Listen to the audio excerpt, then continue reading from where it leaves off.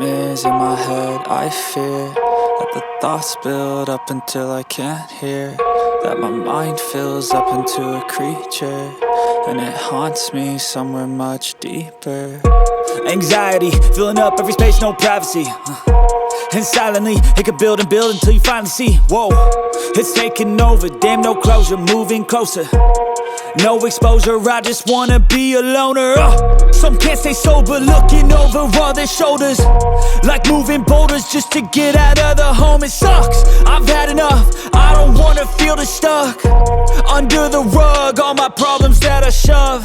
I got nightmares in my head. I fear that the thoughts build up until I can't hear, that my mind fills up into a creature, and it haunts me somewhere much deeper. I got nightmares in my head. I fear that the thoughts build up until I can't hear, that my mind fills up into a creature, and it haunts me somewhere much deeper.